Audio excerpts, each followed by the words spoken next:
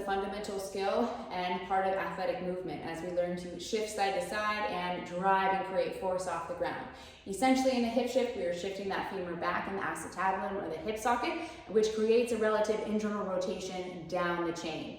So this is a key movement. Once we move out of that sagittal plane front to back, life is pretty rotational in nature. Even when we're walking forward in space, we have a lot of rotation happening through the hips. When we take our hip shifts more upright, we can work on a lateral hip shift. I like to start on the ground with different kind of sideline pullbacks and getting that sensation of movement at the hips, maybe a 90-90, a bear hip shift, and ultimately we come up to standing.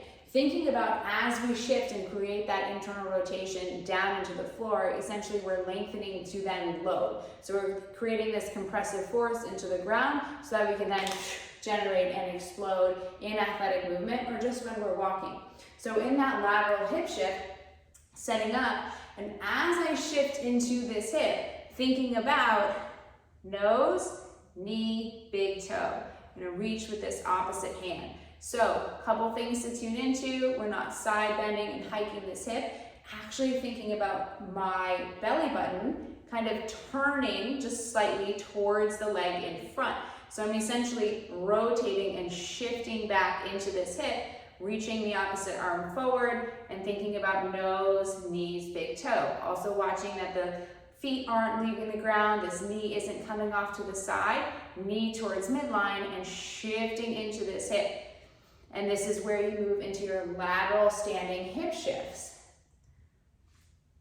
Reach forward. Where this could also happen is if we are clenched and tucked under when we go to shift, we're not going to get that length on the backside that we want. So we want to be able to think about staying open so that you can shift into the hip and lengthen to load these glutes.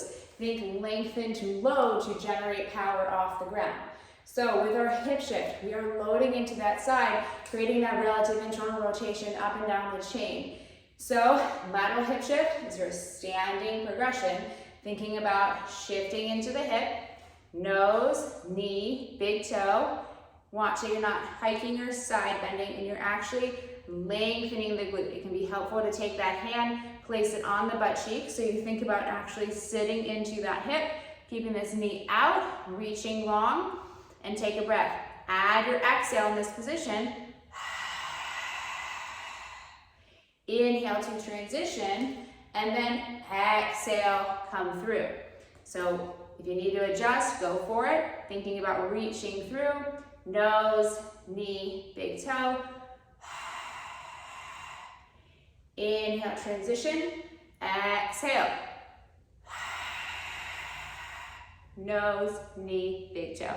So that is your lateral hip shift as well as your hip shift introduction.